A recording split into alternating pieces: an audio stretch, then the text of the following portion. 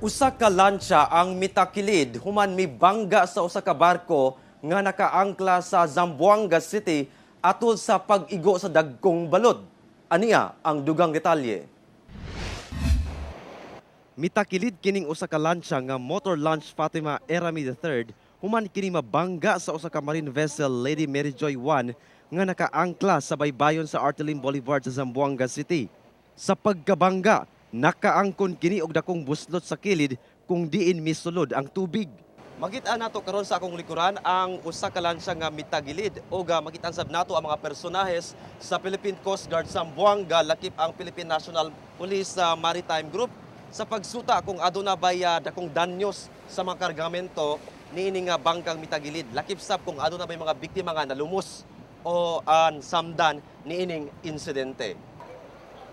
Matod sa Philippine Coast Guard Zamboanga nga ang maong lancha mubiyahe unta padulong Hulos-Sulod sakay ang mga kargamentong gipalit sa syudad sa Zamboanga. Apan tungod sa daot nga panahon ug kusog nga balod, mipundo una kini sa baybay sa maong dapit. Nag-take shelter sila dito sa may Artelim Boulevard. Akala nila okay na sila dun banda, kaso hindi nila napansin, dragging pala yung anchor nila. Kaya napadpad yung barko nila at tumama doon sa MV Lady Mary Joy na Allison na barko. Dugang sab sa PCG Zamboanga nga adunay 8 ka tripulante ang maong lancha nga gipanguluhan ni Captain Ladja Atiola. Hinuon walay natalang namatay o samdan sa insidente.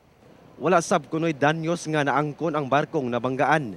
Now, ginagawan pa rin ng paraan muna na maitabi sa pinakamalapit na port para maayos ng maigi yung lancha.